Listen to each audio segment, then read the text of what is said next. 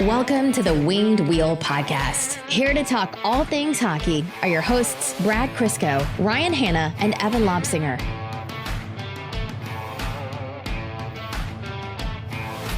So I'm hopped up on beer, Easter candy, and stressed dad life, and I've been told I'm opening this episode, so this is what you guys get. I'm not putting any thought into it. I'm way too tired for that. I thought you were hopped up. Now you're too tired? on dad vibes. Dad vibes are tired. Can you imagine 5 years ago you hearing what you just said? Yeah, no, that would be horrifying. You'd make fun of yourself more than Evan and I make fun of you. Yeah, no, I love my life and hate what I've become. Evan, who is our new podcast technician or video technician, he's taken over the responsibility of recording the screen so we can put this up on YouTube after. So someone was like, "Why is Evan the biggest picture on the screen?" And he mostly just my picture. Two reasons for that. A couple of reasons. He has a better computer and he's better looking. And it's purely a show for money from us. Welcome to the Winged Wheel Podcast, Easter edition, quarantine Easter edition. I'm Ryan Hanna. I am risen. Uh-oh. And I'm Evan. Evan goes, uh-oh. Oh, we just lost half our listeners. Oh, boy. Do you guys do for Easter? Like, do you do when you're kids? Like, I understand the candy and the chocolate stuff, but do you do gifts? Like, No. I know I have friends who, like, their parents get them, like, Easter gifts. Like, Mel's parents got us Easter gifts, and it was really kind. And it just reminded me of friends where, like, yeah, the kids would all get gifts like it was Christmas. And I was like, that's strange. The kids do, the adults don't. Like, clearly you haven't seen Crystal's Instagram yet this morning, where Mika had basically a room of toys waiting for her because we felt bad she couldn't leave the house. So we spent entirely too much online, or the Easter bunny. Oh, well, that's what you say to guess. So thanks for that. Kind of looks like I got a sunburn today. I was outside crushing my 60-degree wedge. I want someone who has way too much time to try and clip through the episodes and see if you can build out an entire like bag of clubs based on what Evan specifically mentions. I've His got 60-degree wedge, his 9 iron. I got a hitting net coming. What's today? And at the most 10 days, I'm going to be a tour professional by the time this quarantine ends. How much did that hitting net put you back? It actually wasn't bad. I thought it would be. So when I started looking at them, they're like, oh, yeah, like they're super affordable. But I should have realized that was in golf money. Yeah, that's golf. So that like changes things. This one wasn't bad. I got it for $150. I was going to build my own, but then I was like, then I have to go to Home Depot and I have no handyman skills. I was like, no one has the time for that. Just kidding. Everyone has the time for that. Schedule's pretty full right now. You know? The hockey net I'm getting this week costs more than that hitting net, and that's after my discount. Yeah, I'm a little bit concerned about the quality of this, so I won't be ripping driver first shot at it. Maybe I should. That'd be exciting. That's one way to kill time during the quarantine, dealing with the neighbors. I once missed the hitting net. That's not good. Yeah, went straight to the right. I cannot. Aren't you supposed to be like 10 feet away from it? I think it's 9 feet you're supposed to be away from it. Yeah. Yeah, I went straight to the right. It was pretty bad. On this episode of the Winged Wheel Podcast, we will be talking about happenings from around the league, continuing our draft content, chatting a little bit about goalies. Not too much. We're not going to make a mountain out of a molehill, but a goalie movement from across the league and what that might mean for Detroit, if anything, before heading into overtime. So again, we always say this might be a shorter episode. I think our last one was an hour 15, so it obviously wasn't. But this might be a shorter episode, and that's okay. Right after this, we are going to be recording a Patreon exclusive based on a post we put up a while back. It was just going to be an all Q&A episode, and we'll be dropping that later in the week, just like we did this past week. I think it was this last Tuesday we did that. So full night for us and hopefully some good listening for you. We're going to start out with just a moment of recognition here for the very sad, unfortunate passing of Colby Cave, Edmonton Oilers player. He'd been in the hospital it seems like a long time, but I guess not too long ago, he was admitted to the hospital with brain bleeds, and unfortunately didn't make it. So devastating loss for his family in the hockey community. Man, reading his wife's Instagram post just tore me. Yeah, that's no good. That's a tough read. And it's like, you know, it reminds me of Mickey Reno, Windsor Spitfires captain way back. Same thing, just something same. So I think it was a brain bleed or something similar, and it was just gone. It was like at the snap of a finger. So yeah, it's incredibly sad and tough, and the entire hockey community obviously stands with Colby Cave's family. So just want to recognize that before moving on. Okay. So the NHL Draft, we are going to be continuing our coverage here a little bit.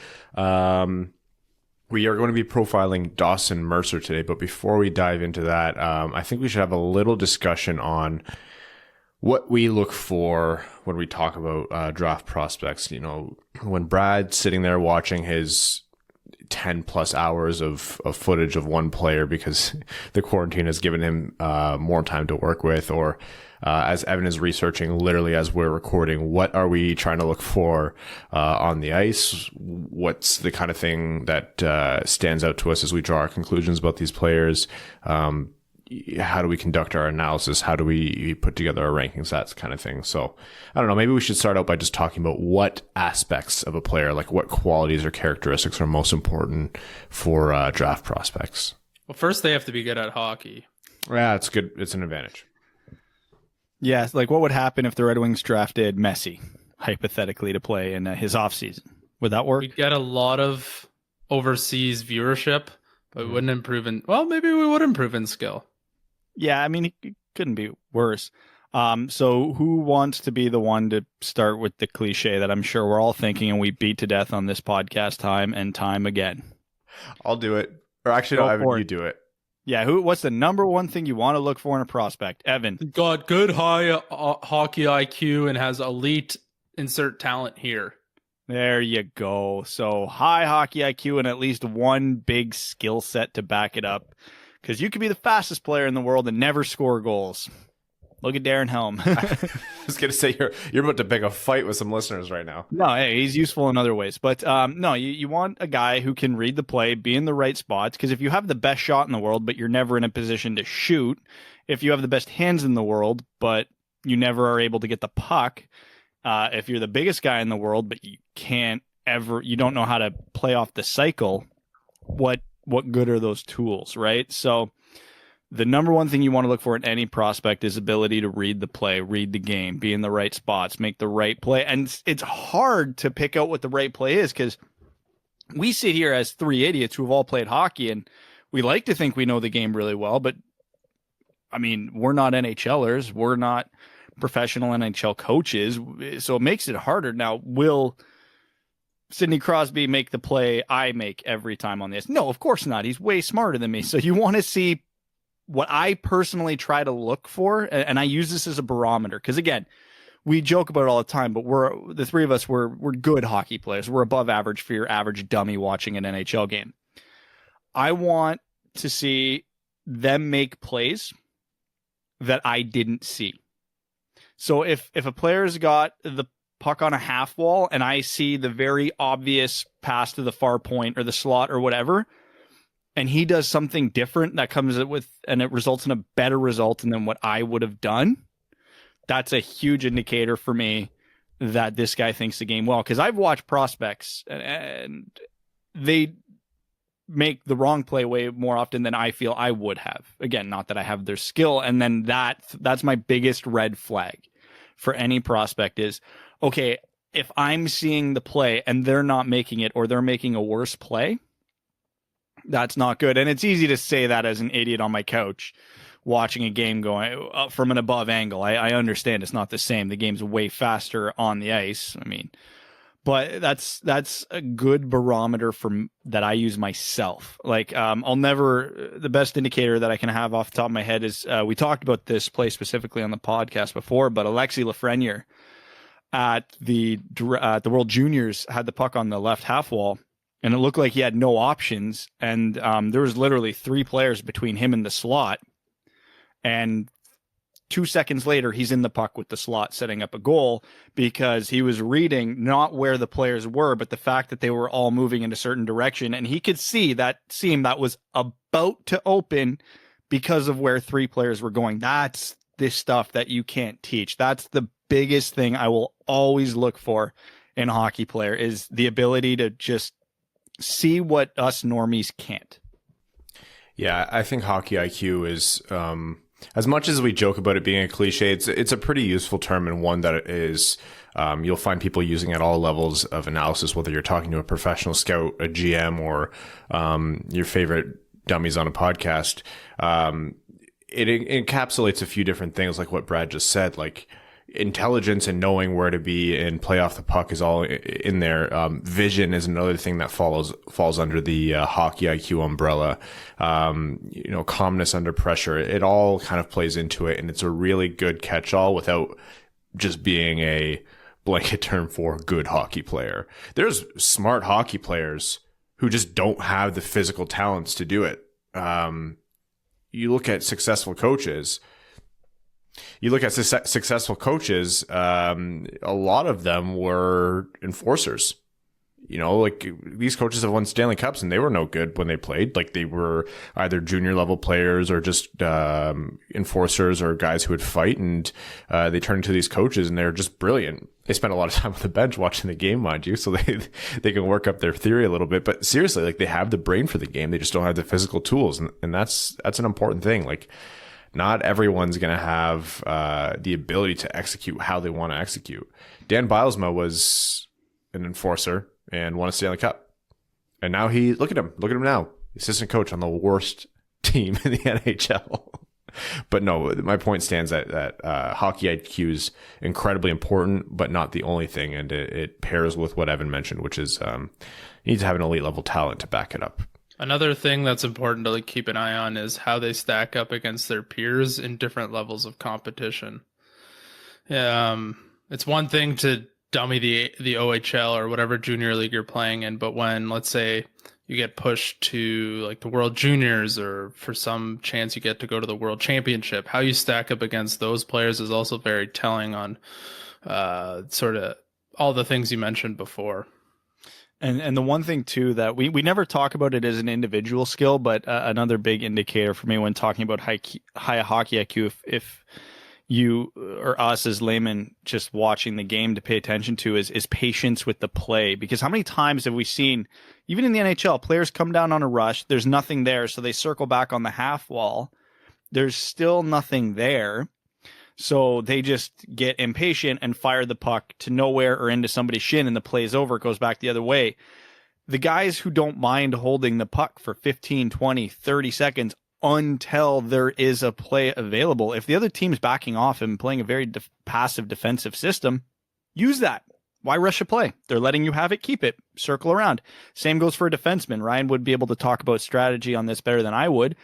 But same thing, if a guy's coming down the half wall and he's killing time and there's nothing for you to do, being aggressive would be a bad play and you're just holding steady. There you go. You don't want to be overly aggressive. You don't want to be too passive. It's all about letting the play develop and reacting appropriately. It's, again, a very hard thing to pick out in the game, but nothing makes me cringe more than watching a forward from the top of the circles just fire a weak wrister into a defender's shins because no good reason. He was tired of holding the puck.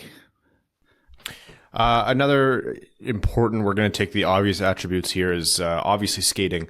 And you'll see that as one of the first few things mentioned about any given prospect. They're a great shooter with elite level skating, or a really smart player but has below average skating, that kind of thing. And skating isn't so cut and dry as how fast can they go in a straight line. There's a lot of different nuanced attributes to a player's skating, which are important to look at. Top speed, obviously one of them. Very important. I don't want to take away from it. It's extremely crucial. If you have insane top speed and can just create distance between players, between you and a defender, like that's a massive advantage on the ice, and teams won't overlook that. Another thing is how quickly you can get up to speed, your agility. Like, what are your first few steps like? you think about Sidney Crosby, you might not think about him as a world-class skater, but one thing that he does better than anyone else, and especially in his prime when he was like undoubtedly the best player in the world, his first 3 strides, he would just clear every single defender. They were so powerful and efficient and quick, and he just broke away. And that's tough to do. If you've never skated, it is tough to generate that much power from a standstill or coming from the opposite direction with your first few strides. There's things that in skating that can be helped. So if someone has they got strong legs, they're pretty athletic, they're pretty well built, waist down. Don't laugh, Evan. But for some reason, they're not a good skater. Like sometimes it's a form thing, and it's though not perfectly correctable. You're not going to turn them into Connor McDavid overnight. There's players who sometimes have super inefficient strides where they flail their legs out rather than put that energy into generating power on the stride. And it's there's a lot of good coaching and a lot of good systems and groups around the world that'll help teach or coach out those bad habits in a skater. So skating can be improved. How much it can be improved, I'm not sure. I think it depends on the player. Generally, if you find a player who's able to skate really fast, they already are skating really well. They don't have that terrible of a stride because at this level of hockey we're talking about, coaches have picked up on it. But you still find the odd player who finds another level once he gets drafted because they're like, yeah, you're amazing, you got a great shot, but you skate like garbage, and here's how to fix that. So that's a very quick spark notes on some different attributes within skating. Yeah, when we're talking skill set, when I'm analyzing a prospect, again, I have my own stupid methods of what I look for, but the importance of this skill to me generally I don't even know how to phrase this. I look at every skill that you need to create a scoring chance, and then the further away from the net you are, the more important it is to me because each skill needs to get you there. So like Ryan said, skating is uber important. Not necessarily top speed, but if you're slow, but you're strong on your feet, good on your edges, and you can support like in a cycle, that doesn't get a deduction from me because you are capable at what you're trying to do. Like if a big player doesn't have a good top end, but he just can't be moved, then I don't consider that poor skating, unless he literally can barely keep up with the worst skater in the NHL. Then you look at puck control / passing. I generally tend to lump them into the same category because while you're skating, it does you no good if you just lose the puck every time, right? So when you're attempting what you want to do, you got to be doing something with the puck. And then the final thing to create a scoring chance would be the shot. So the shot can be worked on, and generally there's so many different ways you can score. I think I mentioned on this podcast before, I don't value shot a ton when it comes to scouting because a shot can be taught, honestly. Some just have that natural gift to it that you can't teach, a la Cole Caulfield or a Martin Furt, because there's no way in reasonable hell someone who's 5'9" should shoot a puck 109 miles an hour. That's just universally gifted talent. But that's kind of my barometer. Again, you don't need to be an elite skater. I value skating more than shot. But if your shot is like a Cole Caulfield shot, yeah, I'm not going to be super concerned about your skating.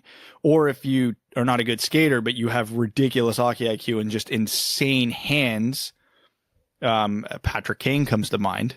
Yeah, of course you don't need to be a huge skater, top end skater for that. So I'm not going to be super concerned about it. So yeah, I have my skill sets that I prefer, but there isn't a make or break skill for me. You can be deficient in any aspect of the game, and I can still rate you very highly as a prospect.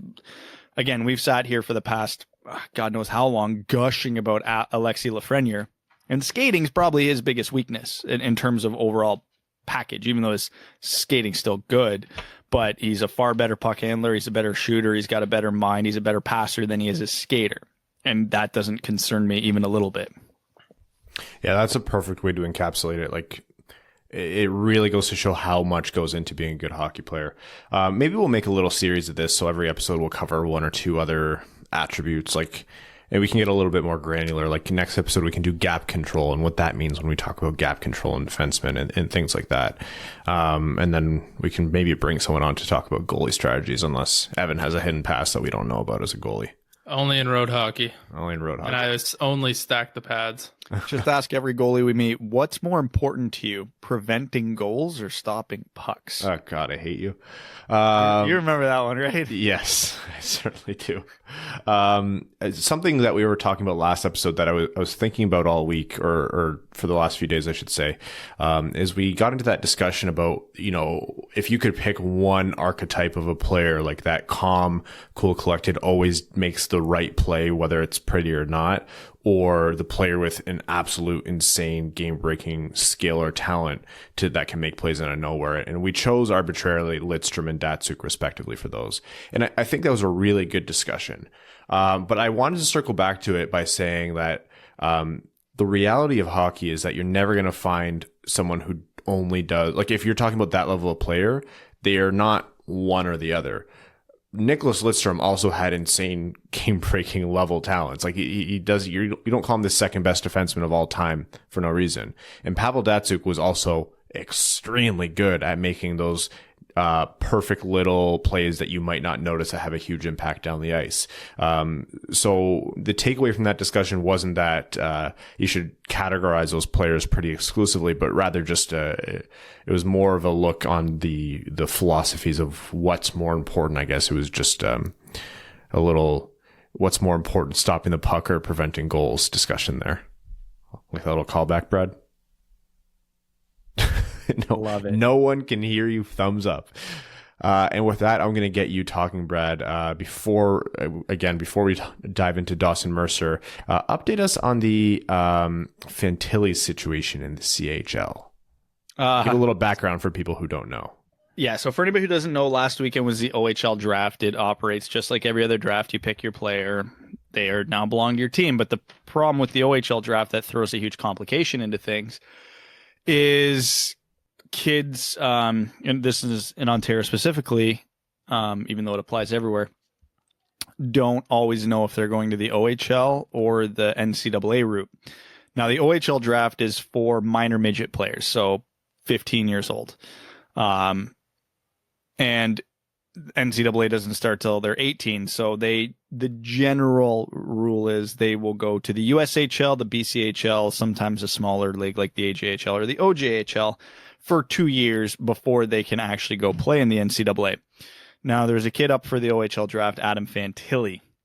If he had fully committed to the OHL, he's the first overall pick, and it's not even a debate. He is just he's a very strong candidate to go first overall in the 2022 NHL draft with Brad Lambert, and I think Shane Wright is that year as well. He's in that consideration. I think, he's the same age as Shane Wright. But he has recently announced a commitment and signed with the Chicago Steel of the USHL, indicating he wants to go to the NCAA. So, needless to say, he didn't go first overall in the OHL draft. Every report that's come out is that he's still intending on going to Chicago. So, the fun thing with the OHL is there's a lot of very big organizations with a lot of pull. So, they're generally the more successful organizations. These players don't get paid, air quotations, but, certain perks can be thrown around by these teams that other teams can't. So, a lot of teams... 2023 NHL draft, Brad, sorry. 2023 for Fantilli. Is he a late birthday? Yeah. Okay. 2023 first overall contender. So everybody was looking at the London Knights, the Kitchener Rangers, the Oshawa Generals, Ottawa 67s, et cetera, to see if they would take a flyer on him. So the biggest rumor going around was Kitchener. So it got to Kitchener at pick 17 because they were one of the top teams. In London, their division rival was at 19. So everybody was huge intrigue here. Kitchener comes up. They take a timeout at their pick. They took so long to make their pick. Everybody didn't know what was going on. They ended up taking Andrew LeBlanc from the Southern Tier Admiral. So everybody's like, wait, what's going on? We thought Kitchener was going to take Fantilli. So everybody immediately circled to London at pick 19. Okay, London's going to get him, and they're going to talk him into decommitting from Chicago and get him here. Lo and behold, the Saginaw Spirit at 18 say, nope, London can't have all the good things in the world, and they take him. Now, this was a week ago, and as of now, nothing has been updated on the Fantilli situation. As far as we know, he's still going to Chicago in the USHL. But this is something to keep an eye on because I believe Cole Perfetti back in his OHL draft also had rumors that he was going to go the NCAA route, but Saginaw was able to talk him into coming and playing for them. So this is funny, interesting, and something that doesn't seem like a big deal to your average Red Wings fan. But this is a kid that we're going to be keeping very, very, very close eyes on for the next few years. So watching his situation develop could be super fascinating. Also, you want to talk about relevant. Like, obviously, Red Wings fans don't want to be thinking that they're going to be a lottery team for the 2023 draft, but there's a chance, obviously, of them being in that situation. And they are going to be getting, if he goes to Saginaw, that kid's going to be playing in Michigan for half of his games. They're going to be getting a really close look at someone who's in contention for being the first overall pick. So I think it's extremely relevant to Red Wings fans, and also it's a fun little story there. There's been some accusations being thrown around about media members carrying water and trying to, because he apparently, and this is all hearsay, hockey can be just as dramatic as, any other sport here. But some accusations being thrown around are that media members knew that Fantilli would want to go to London, but not Kitchener. And so they put the news out there that he was signing with or committing to the USA, or who was it? Chicago. And the Chicago Steel, if you want to be ultra specific. Chicago Steel, to try to get Kitchener to pass on him, not expecting Saginaw to give him a look. And that way London would pick him up, and then he would decommit from Chicago and go to the OHL. So that's just one of the things. And whether or not that's true, it didn't shake out that way, which makes it fun. It's actually funny you mentioned that story, because the story I heard the night before the OHL draft was the opposite. It was that Kitchener talked Fantilli into signing with the Chicago Steel so that he would fall to them. But obviously them passing on him and taking Andrew LeBlanc instead obviously shot that theory down. But that was going into the draft that day, was the big rumor, was that it was Kitchener who was throwing up the smoke screen to try and make it happen, and it never ended up happening, which, hey, it is what it is. But it ended up being funny because Kitchener drafted Andrew LeBlanc with their first pick, and then with their second pick, 23 picks later or whatever it was, ended up taking his identical twin brother. So, wait, really? Yeah, Andrew LeBlanc as a forward, they took him in the first round. They didn't have a second round pick, but they had an early third round pick, and they took his identical twin brother, who's a defenseman. Oh, that's awesome. Good for them. Yeah. Right in our backyard. See, that would have been nice if Fantilli came to Kitchener, because we get a lot of eyes on him. Well, LeBlanc put up big numbers for the Southern Tier Admirals last year, so we'll get a good look at him and his brother for the next couple of years. All right. Speaking of prospects, today's prospect profile for the upcoming 2020 NHL draft, whenever that may be, is Dawson Mercer of the Chicoutimi Saguenayens. I can't say it. Chicoutimi Saguenayens. Saguenayens? There's an accent. Anyways, he's listed as... does that sound like a Anglo-Canadian team name there, Ryan? All right, Brad. He's listed as a center. Some places have him as a center winger, but for the purposes of this, we'll call him a center. So Dawson Mercer from Chicoutimi. Brad, Evan, who wants to take it away here? Brad, it is. Okay. I was leaving the ball in Evan's court there just to see what would happen. I'm sure everything will be covered by the time it gets to me. You're going to go second. I'll just say yes. Okay, so Mercer's actually a good prospect to pick, given the conversation we recently had about hockey IQ versus skill set. Because I don't consider... Now, Dawson Mercer's a surefire first-round pick, so do not get me wrong when I say he's not skilled, but he's not your typical high-skill first-round pick. He's high on this list just because he's one of those guys who gets it done. Whatever means necessary. Jack of all trades, master of none, if you want to call him that. He's very strong off the cycle, reads the play very well. I'd say hard shot, not very accurate.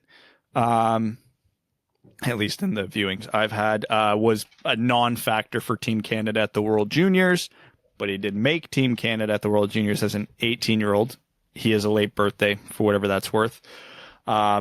missed out on last year's draft by a month, I think. But yeah, he's smart, works hard, gets the job done, has enough skill to put it all together to produce a ton of offense. He was well over a point per game in the QMJHL this year. I think he was 1.3, 1.4 points per game or something like that off the top of my head. But yeah, so he's one of those fascinating guys where he can play any style of game you want. What's his ultimate upside? I don't know. I'm not super high on his upside, but one of those picks where he can play anywhere in your lineup and be effective. So the air quotations safe bet. Yeah, the one knock that kept coming up from different sites I was reading is his inconsistency, and I think that's probably why he's slotted down a little bit lower in the first round than some of his skill set might indicate. But he does play basically all around the ice and is good at all of it. Maybe not elite, but he's good at it, and coaches love players like that. So there might be a team that falls in love with him. I'm not too sure on that, but he looks like he'll play in the NHL, at least in some capacity. Yeah, you guys covered that pretty well. And I think if you're looking at this from a Red Wings draft pick perspective, even though we're not going to fall into the trap again of saying there's no way the Red Wings take this guy because of where they're drafting, in reality, this is someone whose skill set is super attractive. You like having a centerman who can do things well at all ends of the ice. He's not a phenomenal skater, but when you have legitimately everything else going for you and you're a super smart player and you do have a lot of skill to speak for, maybe not just like top 5 skill, that's going to be a great pick. But if you're looking at what the Red Wings want, if they're going to be picking a centerman, they want a centerman at Larkin's level or better. And there's no way to definitely say any given player is going to be, this talented or better than this Red Wing or not. But Dawson Mercer definitely fits the mold, I think, of someone who's a 2-3 centerman rather than maybe a number 1 centerman. And so if you're thinking about this from a Red Wings perspective, it's obviously not the obvious choice for where they're going to be drafting. But again, just in terms of looking at these profiles broadly and not purely from a Detroit perspective, a really, really promising pick there who has a nice blend of like being solid and secure. Like Evan said, like by all rights, this kid's going to play in the NHL. But who knows? Like you don't really know what his absolute upside is. And if any one of those talents takes off and translates well into the NHL, you now have a centerman who can play both ends of the ice and is supremely talented in another way. That's a number 1, number 2 center. So yeah, Dawson Mercer is a super interesting pick out of the QMJHL. So he's pretty well ranked within that like 10 to 15 range. He's someone else I wouldn't be surprised to see jump up just because of his position and the fact that he plays so well in his own zone too. So teams will like that, but time will tell on that one. Well, I just finished my first round rankings yesterday, and I'll tell you, I do not have him between 10 and 15. Interesting. I'm going to guess, I actually don't know this. I haven't seen Brad's rankings yet. I'm going to say 9. Don't tell me if I'm right or wrong. Okay, well, our patrons are going to find out tomorrow. Awesome. And the rest of you will find out next week. Patrons are going to get an early look at that list tomorrow. It's going to be without all the write-ups on each player in it. It's just going to be the list because I'm going to write all the write-ups for each guy this week and then post that article on our website. I'm going to say sometime between Saturday and Tuesday. All right. Some NHL news before we get into overtime. One that is, I think, somewhat related to the Red Wings, although this might be a stretch here. Long-awaited Islanders goaltending prospect Ilya Sorokin isn't signing an extension with CSKA over in the KHL and is going to be signing with the Islanders once his contract expires at the end of the month. So that was to be expected, thus continuing the Sorokin, Shesterkin conundrum. So that you have Igor Shesterkin in Manhattan with the New York Rangers, and then Ilya Sorokin over in Long Island with the Islanders. That won't get confusing at all. So they're actually good buddies, and they like competing with each other. So I think that'll be good for that New York rivalry. Interesting point in this is, what does this mean for Thomas Greiss? Welcome to the Red Wings, buddy. That's what I was saying. Okay, Thomas Greiss, he's older. He's 34 years old. He's German. Honestly, depending on what happens in this draft, it could be even more impactful if the Red Wings pick up one or two more Germans. He's a German player. He's put up fantastic numbers at times with the Islanders. He has more than held his own.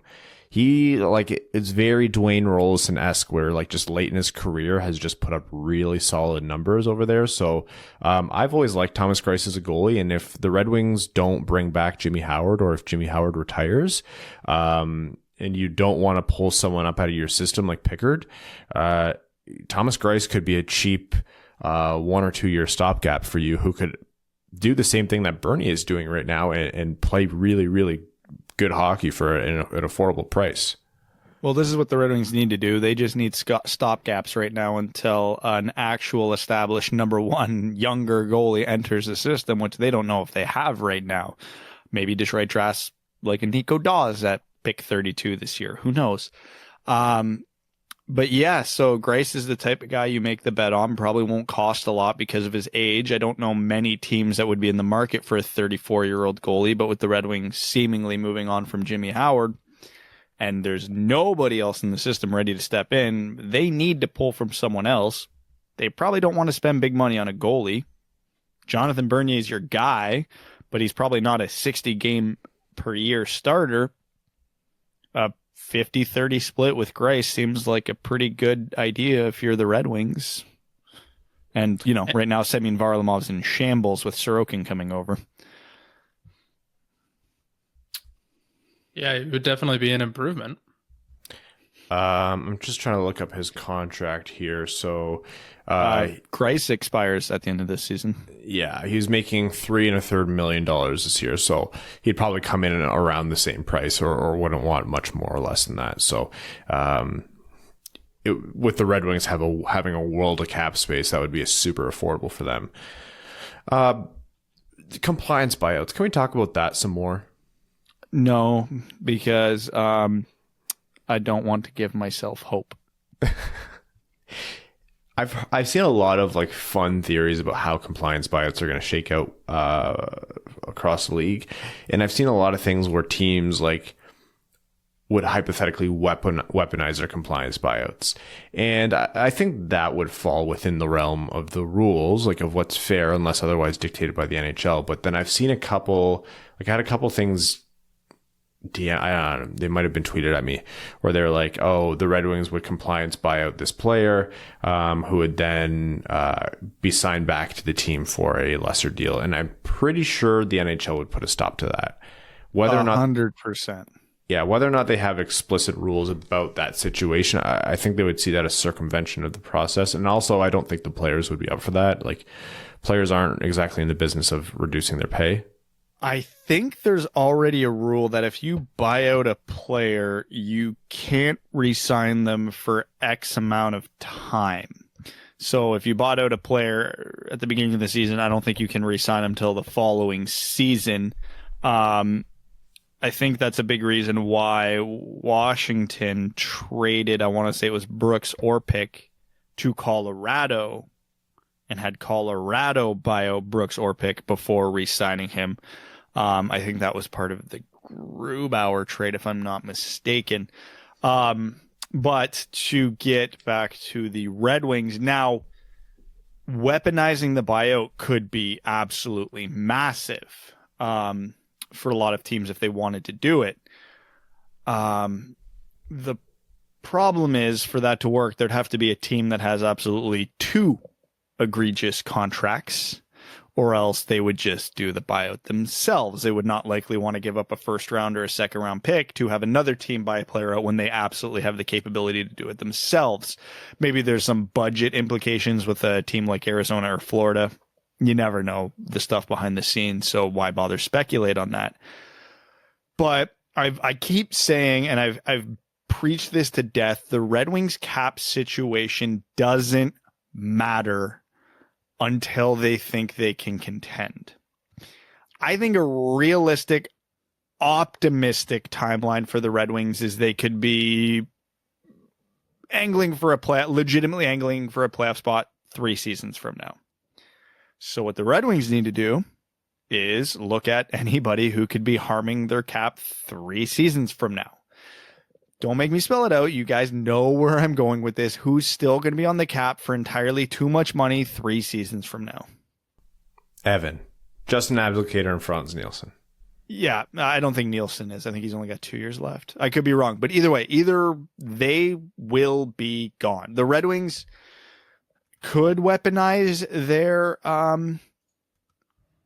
cap for another team, but the problem is they have their own issues with the cap that they need to deal with by the time they plan on competing again, and Justin Abdelkader is that problem. And I just pulled up Cap Friendly here. Abdelkader has 3 seasons left. Franz Nielsen has 2. You guys want to hear something funny and depressing while I was looking at this? Sure do. Franz Nielsen and Justin Abdelkader are the 2nd and 3rd highest paid forwards on this team. Oh, God. Oh, my God. That's horrifying. So I'm glad you brought up that example, Brad, about who was it? I forgot the name already. Traded to Colorado to be bought out. Pick. Yeah. So it looks like my take there was wrong, and that there might be ways around this. But in a situation you have like this where there's hypothetically or potentially these compliance buyouts being like popped up out of nowhere, there would be a set of rules surrounding them that might look different than what already exists. So it would really depend on what the rules of engagement are that the NHL puts out per se. Okay. Do we want to head over to overtime unless you guys have anything? Perfect. We are going to head over to overtime, and on this weekend episode of the Winged Wheel podcast, we'll get to Patreon comments and some hashtag AskWWP questions from Twitter, and then some Reddit comments. But we're going to start with Patreon and read out their comments on air as our way of saying thank you for supporting the Winged Wheel podcast. Antonio Gracias says, no question, just wishing everyone here a happy Easter or whatever it is you might be celebrating at this time. Hard not to get stir crazy at home, but listening to you guys makes it a little bit easier. Thanks for keeping the spirits up, and I hope everyone's safe, happy, and healthy. Hey, much appreciated, Antonio. Yeah, I hope everyone's enjoying the holiday and was able to make the most of it inside. I know I'm a terrible Catholic. Like I was born Catholic, and I've not done a good job with it, so I've never really cared about Easter. But I felt sad, like I couldn't come home or like go home and see my family and stuff like this. This thing puts an awkward tinge on all holidays right now. It doesn't feel like a holiday, but we make the most of it. Garrett TV says, Hockey Amigos, happy Easter and happy... Oh, I'm going to say that wrong. Pisach. For the sake of my question, assume the regular season and playoffs play out in full after a 3-month layoff. In that case, which sports league championship in the past 25 years do you think would have been the most impacted by a pandemic like this one? For example, the 03 Marlins come to mind. Huge September improbable World Series run. 06 Tigers also ran a ton of playoff momentum that could have been altered by a stoppage in play. Maybe last year's Columbus or Carolina momentum, or an injured player who could have healed over a break and helped their team, but instead who otherwise missed the end of the regular season / playoffs, like Eric Cole. Kidding. Lots of different angles. Please feel free to use this as a future segment. So we're just talking about like what teams got like stupid hot close to the playoffs. What year was it? The St. Louis Cardinals were like 9 games out of the playoffs in September and won the World Series. I would not know that. Oh, was that the year they beat the Tigers? I don't know. There was a year the Colorado Rockies won like 14 or 16 games in a row to make the playoff to get in the playoffs, I think. The 2012 LA Kings won the cup as an 8th seed. They were 10th place at the deadline, I believe, and then got crazy hot. Trying to remember if there's any other ones. Fully healthy 2013 Red Wings might have beat the Blackhawks. Would they have even made the playoffs if that? That's a good point. I just keep thinking about DeKaiser's broken thumb, that series. Imagine if this happened in the middle of the Premier League season, the year Leicester won it. Oh, man, that would have been brutal. Yeah. That would have taken away the magic. Oh, yeah. Alex Ott says, hello, fellas. Been listening to the show for the last year and love what you guys have been doing. Assuming that this season won't be coming back and that Yzerman decides to move on from Blashill, could you see a world where the next coach breaks up Larkin, Mantha, and Bertuzzi? Seems like Larkin and Mantha are the two players who can drive a line for the Wings, and I think a decent option to give the Wings more consistent scoring would be to put Larkin with Zadina and Guy, and then play Bertuzzi and Mantha on another line with Guy, who plays center. This could allow for two lines that hypothetically should produce and potentially see Zadina's production jump a little bit, seeing more time with Larkin. Not to mention the possibility of our first round pick this year slotting in on the first line wing or the second line center. Thanks for keeping us entertained. Stay safe and happy Easter. Would I do it? No. Could I see it? Yeah. I mean, I can absolutely see the logic in splitting them up because, again, Larkin and Mantha obviously being the line drivers. So if you wanted to keep Larkin and Bertuzzi together and throw, well, you would probably want to put a shooter with them. So you throw Zadina on the right wing there, and then you have Mantha with Fabry and insert lifeless body of Valtteri Filppula here. Yeah, you could do it. I mean, I wouldn't, again, because every win the Red Wings had this year seemingly came on a game where that line strung together 5 goals by themselves. So I think if we're talking about how do the Red Wings win, right now, unfortunately, it's probably just literally being carried on the backs of that line. So I don't break it up. But if you legitimately think you can get a decent second line out of Mantha, Fabry, and Guy, yeah, I could absolutely hear the argument for that. I'm sure it will be tried at some point. Yeah, that's the crux of it right there. Every line combination is going to be tried at some point. Every coach in the league does it. No team or line is hot for 82 games.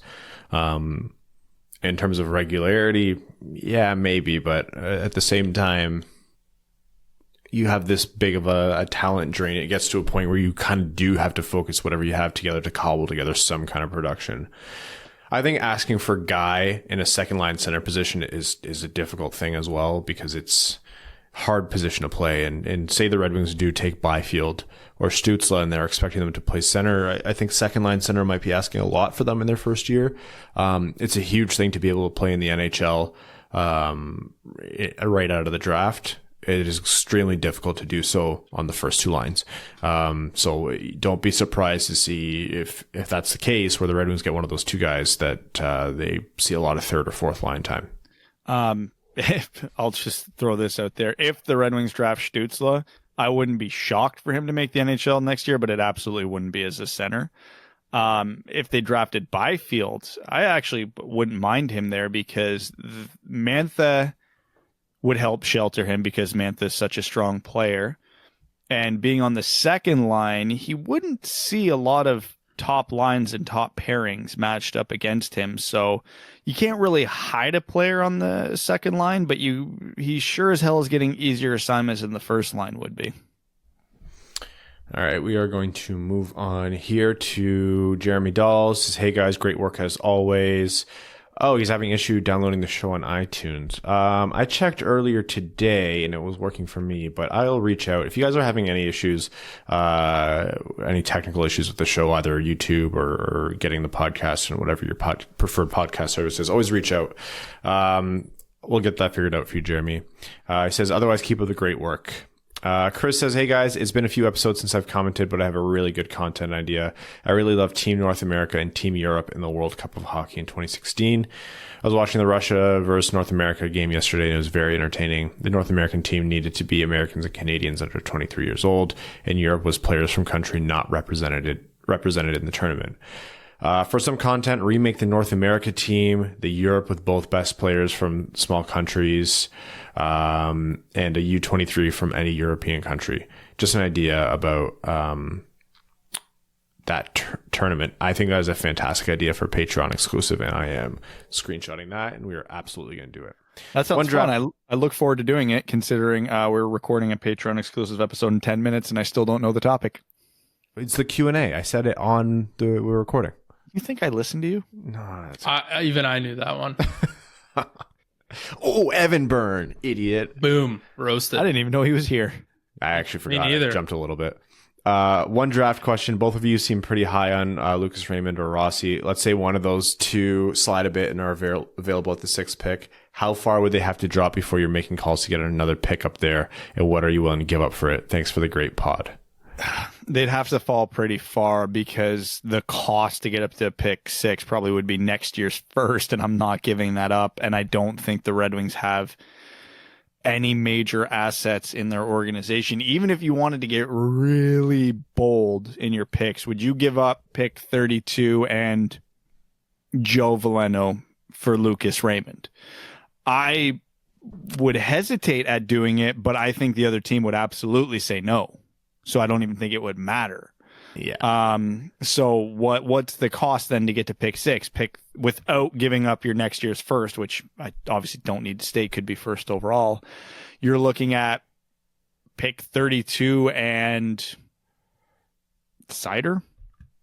Would I do that? No, absolutely not. I think they would have to get outside of the top 10 before I see a reality in which the cost would be worth it, because outside of the top 10, then you could absolutely start looking at your giving up pick 32 and not your top prospect to get there, because there's nobody off the active roster that would be worth that unless someone thinks way more highly of Tyler Bertuzzi than we do, and we think pretty highly of him.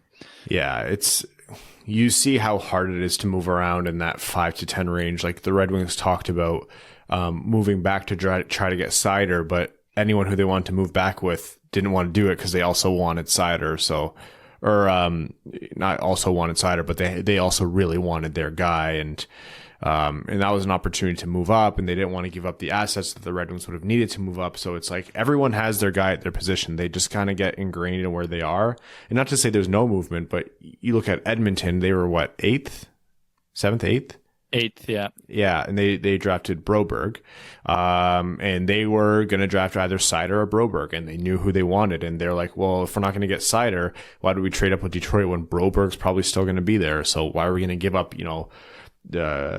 this premier asset? Like, it's just not going to happen that way. So it's tough to move around in there.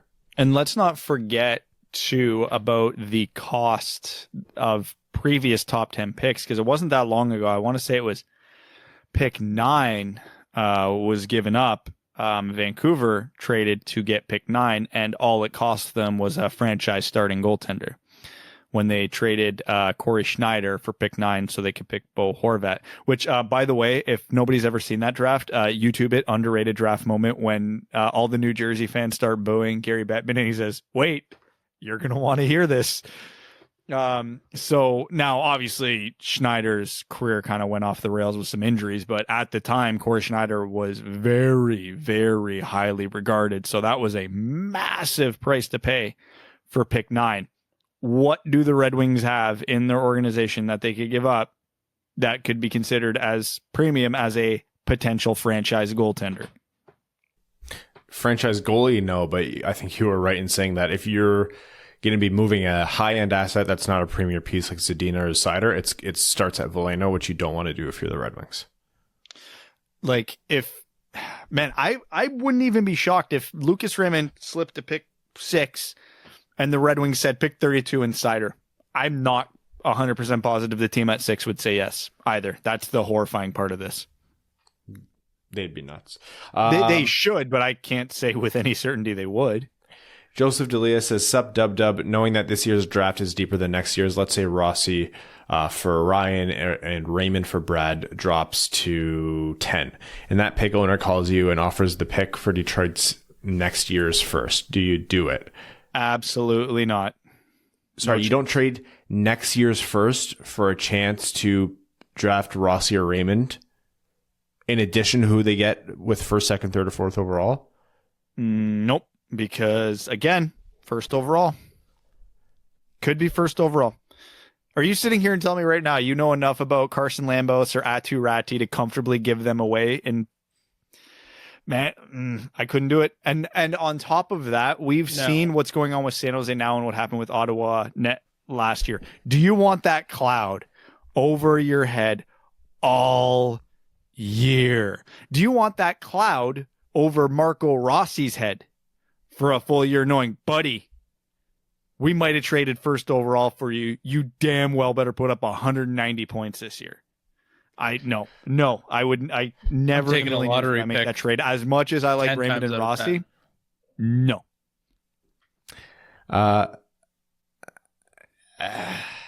Isn't next year's first overall draft class not considered to be as strong as this one? Not yet. Time can change, but again, I can tell you confidently that first overall is probably going to be pretty damn valuable. Atu Ratti probably doesn't go top 3 in this draft, but that's still a 4th overall pick. And that the thing with next year's draft that makes it such a crapshoot is it's starting to shape up a lot like the 2008 draft. We could see 4 defensemen in the top 5. He then continues to say, what if we guarantee next year's pick as number 6? Oh, 100%. I didn't actually end up buying it. I got addicted to thing. other games. Evan, how's the new Doom game? Yes. I do not understand that game at all, and it's definitely not for me. It's Animal Crossing. Evan's hooked on Animal Crossing. Oh, man. It is cheaper than therapy. He goes on to say, and if you guys didn't know, all the Switches are sold out and people are reselling them for way more. Ryan, can I have your Switch? Thanks, my dudes. You cannot, because that is cheaper than therapy in my house. But I have become a connoisseur of trying to source Switches as they come up to order them for my friends. That will send you alerts when they become available. That's how I originally got my Switch when the system first came out, and they were like literally impossible to buy. I bought mine. I bought 2 on Amazon, and I had literally like probably 30 seconds to get it all ordered. Oh yeah. Andrew Hadel, I'm sorry if I'm mispronouncing your name, who's a new patron, so welcome to the Dub family. Says, hey guys, new patron here, happy to support the podcast. Any favorite hockey movies to watch during the pandemic? Oh man, you have a lot of time, so all of them. There's not that many, so you really don't need to overthink this. Goon, Slapshot, Miracle, Mystery Alaska is underrated. If you can find the old Screech Owls TV show, that'd be sweet. Oh God! All of the Mighty Ducks. Yeah. Don't forget MVP, just understand the actual valuable primate. Those movies is horrible, but it's a kids movie, so don't overthink it. Look at that. There you That's go. An important one. Yeah, there's not enough good hockey movies. Oh yeah, there aren't. He says, also, Brad, do you know what goes good with a cheeseburger? Onion rings. That's a great point. Onion rings are fine because they don't taste anything like onions. They taste like batter. That doesn't make any sense. Onion rings couldn't taste any. Are you not on drugs? Like you either need drugs or should stop? It is an onion. One of the two. It's concentrated onion. It's a literal. Prepare your inbox. No, it doesn't taste like onions. Dumbass. God, this guy. Matt Cheney says, it hasn't already been full? Matt Cheney says, who's your favorite playoff time performer for the Wings? Those guys that just went into another gear when the postseason hit. My favorite was for sure the Mule. Crosby even said in his Chicklets interview that how he hated playing against Franzen the most during their playoff series. Keep up the great content, boys.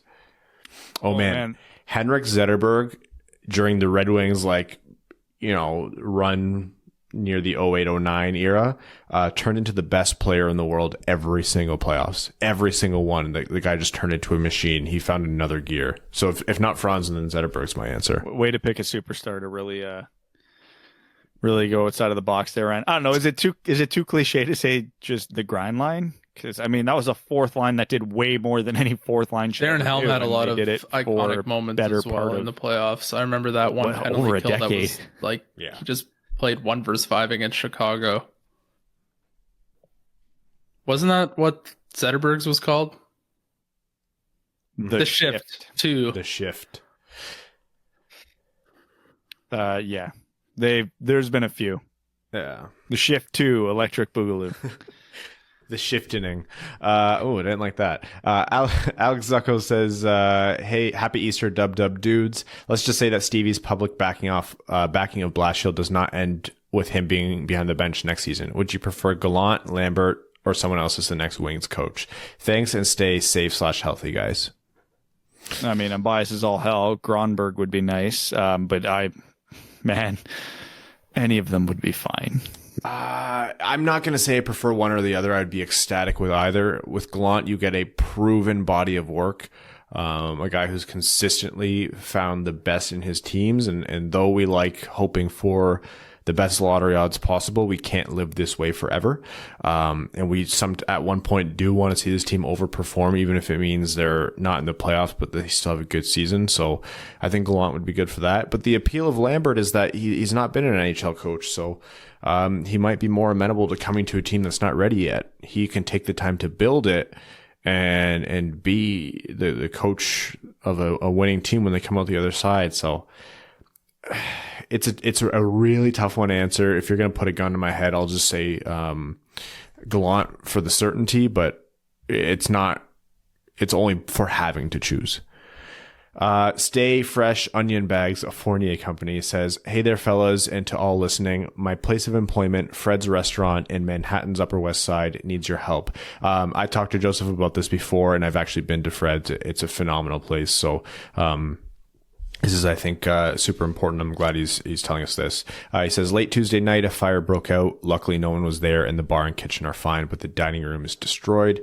Once the fire marshal wraps up his investigation, the insurance claim is filed. New York City has to approve all repairs because it's technically a historical building.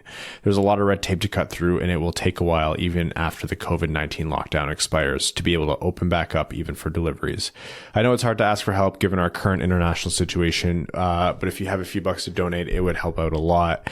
Me personally, I'll be fine, but other employees whom are ineligible for unemployment insurance, like students, non-U.S. citizens, and employees working very low hours, are struggling right now and will continue to for a while. Check out my Twitter, either at Seth Montroy or at stay_bags, which is the Stay Fresh Cheese Bags account, for the link that I can't post because Patreon filters crowdfunding sites.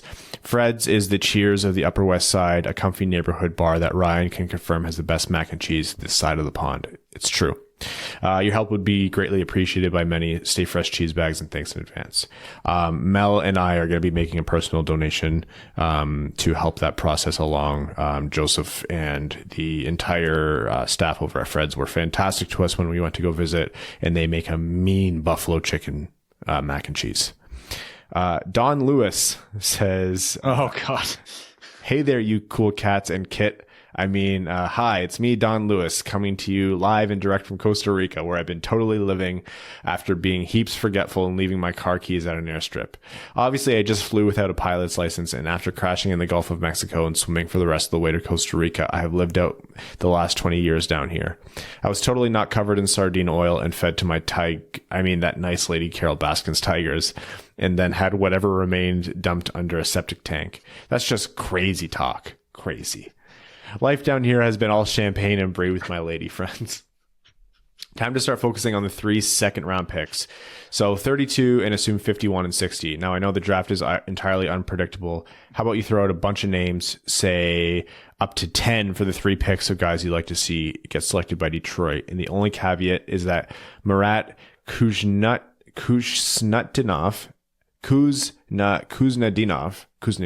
is one of them. James is in love with this kid, and I can kind of see why. Second round possibilities. All right. Closed up all my lists here. Possible, like of actual realistic second rounders? Yeah. Of guys that I could think could slip that far. Maverick Bork, Ryan O'Rourke, William Wallander, Lucas Cormier, Tyson Forster, Luke Evangelista, Helga Grans, Maxim Groshev, Justin Sordiff. That enough for you? Lucas Reichel. Yeah, I don't think he's going that far, but if he does, that would be fantastic. Jake Neighbors I've seen brought up a lot. Yeah, if it's with one of the later seconds, I'd be happy with that. Purely just to give Mickey Redmond an aneurysm. Shakir Mukhamadullin. Yep. Tyler Tullio's there. Sean Farrell. These aren't guys that I would... building out. We really should build out players we'd be thrilled to see drop into the second round for Detroit list. And then just the Mickey Redmond list of potential second rounders. Let me see. So we already went with Kuznetsov, and you said Mukhamadullin already, right? Mm-hmm. Okay, who else could we get? Did you say Merritt? Casper Simon type. As I started to sound it out. Ozzy Wiesblatt. That sounds familiar. Yeah, Wiesblatt. Yeah. Yeah. Theodor Niederbach could be fun. Niederbach. That's a great hockey name. Yeah. Martin Chromiak. Will Cooley. I wouldn't Cooley. draft Will Cooley, but that name will absolutely screw with him when you look at the spelling of it. He goes on to say, jersey time of all the third/alternate jerseys in use this year, which were the worst 3? I'll get you started at Anaheim's Orange Atrocities. Yeah, definitely Anaheim's is one of them. Anything Anaheim does at this point will make the list, which is such a shame. They went from the best jerseys in the NHL for a decade to the worst. I'm trying to remember all the other thirds off the top of my head. I have to go with Tampa Bay's Gradients. Oh yeah, those were horrible. That is a great call. I get that people are warming up to them, but I think they're just objectively bad. You could go with the Jets highlighter blue Jets word print. The jerseys by themselves are fine, but they always piss me off because you could have done so much more with them. You could have had one of the best jerseys of all time. Yeah, exactly. And they just phoned it in, and it's terrible, and everybody hates it, and they should be deeply ashamed. Trying to think what other teams had. LA Kings grays are rough. Yeah, they're fine. Yeah, those were bad. Colorado or LA's outdoors, if those count. Oh. The bibs are the silver apocalypse. Yeah, I think he said alternate jerseys, so I think those outdoor. There weren't a whole LA lot one, of like, new I get the justification on why they did it. It's terrible justification. Buffalo one was unreal. That one's in. Calgary's was good. Sorry. No, a lot are coming next year. No, one of the best third jerseys in the league didn't get to be worn because they were going to be worn just before the season was canceled, which is Toronto's St. Pat's. Oh, I've always liked those. I love those jerseys. Yeah. Okay, that's all we have for this episode. Thank you all for tuning in. We have some fun stuff coming down the pipeline. Another Patreon exclusive dropping later in the week. Brad's putting out his list of his draft rankings on Patreon, and then we're going to be editing up his article for the website to be on there a little while later.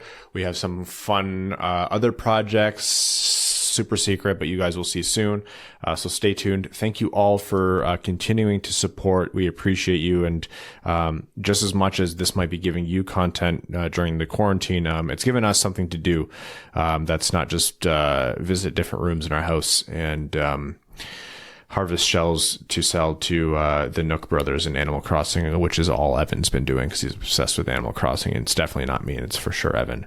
So thank you all. Thank you to our name level patrons, Terry, Arjun Shankar, Brad Smith, Andrew Bohan, Scott Martin, Kayla Thompson, Jacob Turner, Matt McKay, Brandon M., Matthew M. Rice, Luke Johnson, Ryan Lewis, Langabir, Clayton Van Dyken, Kaylin Wood, Hassam Al-Qassem, Charlie Elkins, Hannah Lee, Sean Levine, Alex Ott, Ashley Van Conant, Chris Frank, Connor Leighton, Danny Jr., Matthew Keeler, Craig Kibble, Simon Anderson, Antonio Gracias, John Evans, K-Waz, and Stan Olson. Thank you all, and see you later in the week. Thanks for tuning in to the Winged Wheel Podcast. Be sure to check out wingedwheelpodcast.com, where you can subscribe to the show on iTunes, Spotify, or wherever you get your podcasts. You'll also find links to other ways to support the show, such as Patreon, official podcast apparel, and more. And don't forget to follow the show on Twitter at Winged Wheel Pod. And of course, the hosts at Brad Crisco, at Ryan Hanna WWP, and at Hockey Town Evan.